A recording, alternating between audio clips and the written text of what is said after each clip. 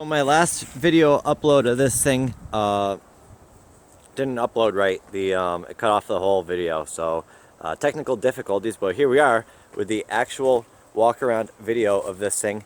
It's a 1951 military Jeep M38. This is an Arctic top, which is for Jeeps that were outfitted for going to Alaska. It's a factory piece, which is super cool. The mat tracks are not factory. The guy who built this Jeep, he got them from like a cranberry bog around here and adapted them to fit, which is super cool. I've always wanted a tracked machine, and to have one is really kind of overwhelming and awesome. The engine is a 289 small block Ford. I had to steal the carburetor that came on it to put this one on, but sometimes that's how it goes. It's got electric water pump. It's got these crazy forward-facing headers, which I'm going to change. But I wanted to give you guys a look at this thing before I really started messing with it too much. It's got hydraulic steering, hydraulic valve. I'm going to neaten up a lot of this and like re-brace the frame and stuff, because these Jeeps are notorious for having super weak frames, and this is just a ton of stress on it between the tracks and the hydraulic ram and everything. Thing's banged up and beat up. The body's all folded in and stuff, and it's had a rough life. The previous owners put it on its side. He's like a 70-something-year-old guy. He used to bring this thing to the mud bogs, and he said he's rolled it over and stuff, and pretty wild.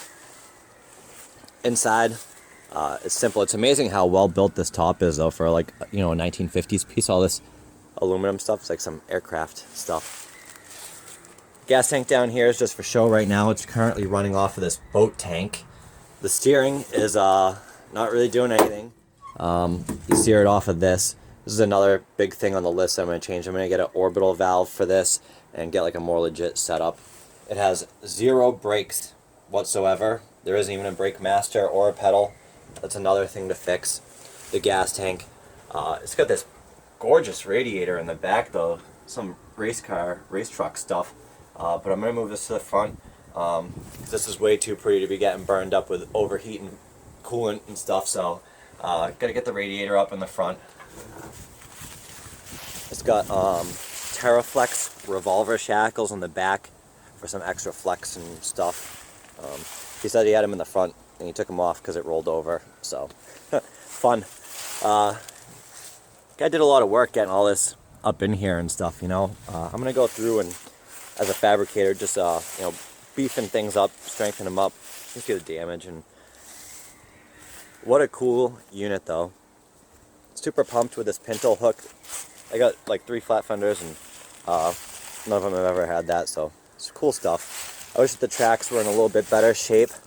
They're starting to kind of split, but I'm hoping I can at least get 1 year of snow use, and then I can always just put it back on regular tires or whatever, but I definitely want to try and use it like this first. So I'll put my phone down, get set up, and I'll fire this thing up for all y'all.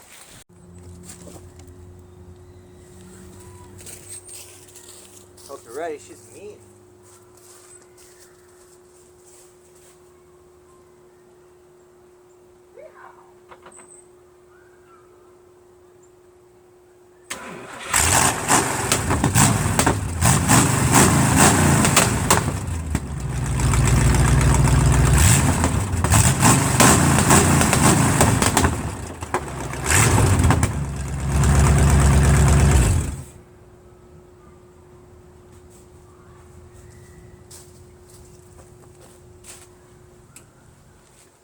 Yeah.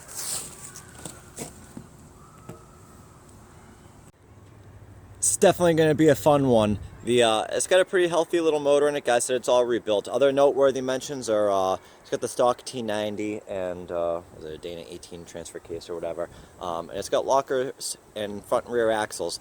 So this should be a pretty capable off-road truck. I'm hoping to get some of those issues I mentioned squared away before the snow flies, and get to test this thing out this year. So back to work.